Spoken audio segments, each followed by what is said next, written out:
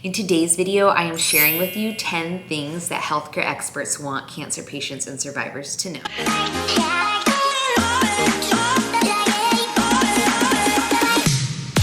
Hi guys, I'm Marina Blackford. Welcome to my channel. Make sure you subscribe. I am here to share with you cancer tips. That's what I created this channel for. I am a breast cancer survivor 2 times now. I just finished my second journey. When I started this channel, I just started with the idea of sharing the things I've been through as a breast cancer survivor. So chemo tips and hacks and a lot of, the mental game that comes with the cancer journey. So that's what this channel is here for. But as I started that channel, I found myself diagnosed again last year in 2020. So I just finished my second journey, end of July. And I'm just happy that I could bring my experience to you and hopefully help you all in some way. So make sure you subscribe. You don't want to miss the videos. I have weekly videos, and it's not just for the cancer patient. It really is for life beyond that too. And I have so much to share. There's so much coming up. So this video today is based on I went to a survivorship this past Saturday, and you might find yourself getting emails like this sometimes once you pick and choose a cancer center. Sometimes a cancer center will host this like once or twice a year. Anyways, they had their health experts speak on things that might help a cancer patient. So I have not attended one of these. This is my first time, and I'm really happy I did because I'm here to share this information to help you. A little bit more about me. I'm a mom to a toddler and baby. So you might hear and see my toddler, and that's just life, guys. So you'll see a lot of them on my channel too. I do vlogs with them, and it's super cute. So here are 4 tips from the Nutritionist to help chemo brain. Number 1, you want to eat mostly plant-based food. So to just break it down simply, you should have, when you have a meal, your plate should be about 2/3 full of plant-based, aka fruits and vegetables, whole grains or beans.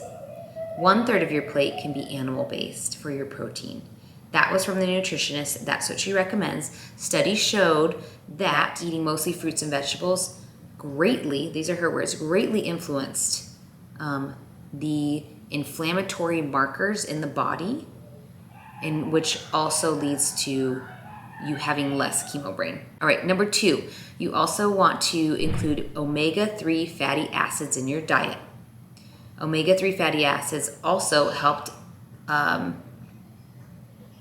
lower those inflammatory markers that can cause chemo brain and help recover from it.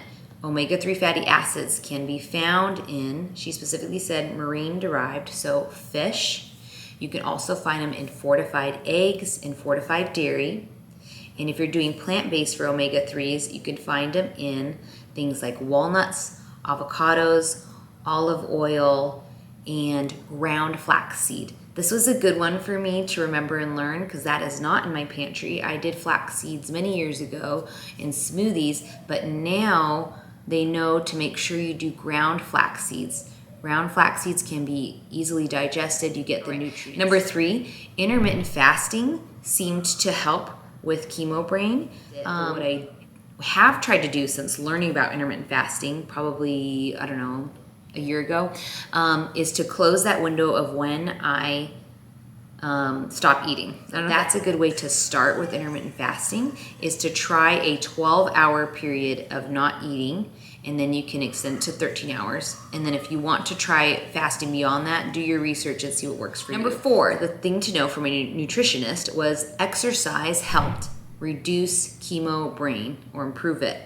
And she said any exercise helped. That does include walking, guys. Right now, I am 2 weeks post hysterectomy and oophorectomy surgery, and I'm feeling really good. Like, I literally feel like a new woman now that I've reached the 2 week. I have not been able to do like vigorous exercise, so I like to walk the dogs. That's what I like to do. The chemo brain was even more reduced if you work out moderately to vigorously 150 minutes a week. So things to know from a genetic counselor. A genetic counselor is somebody at your cancer center that can speak to you about if your cancer is from your genes. Number 5, only 5 to 10% of cancer is hereditary, like mine. Only 5 to 10%. I did not know that. That actually is a much smaller number than I realized. So here's what I want to say on that. She did recommend if you are the person diagnosed with cancer, then you would be the person to get a genetic test done.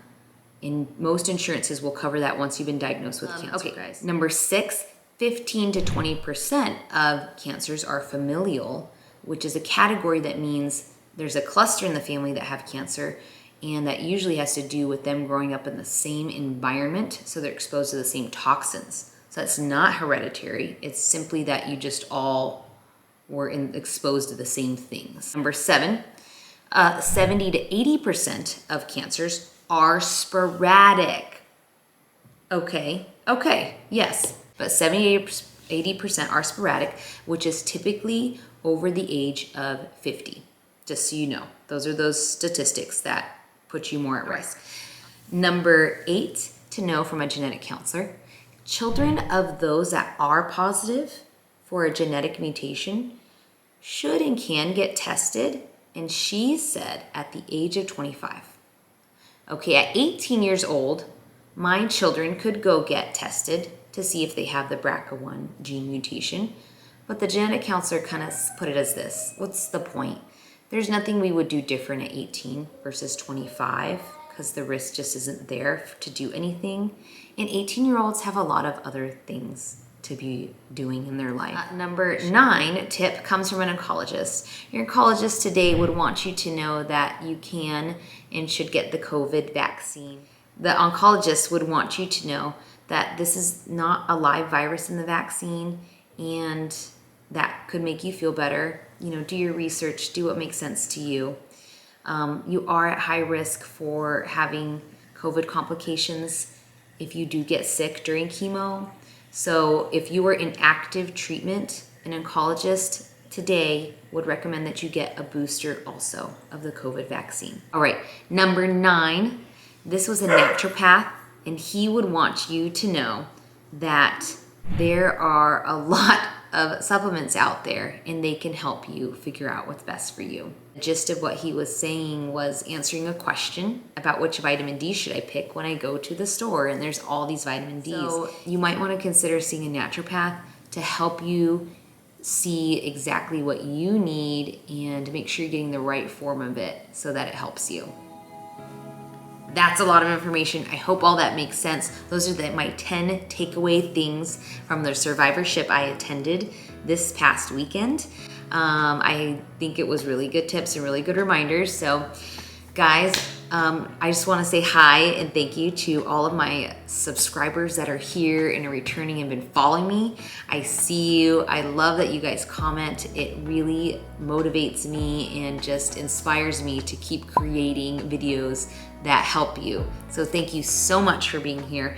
Make sure you subscribe, like, share this video with somebody that needs it in their life, and just have a great day. Bye guys. Okay, my toddler. Take 2.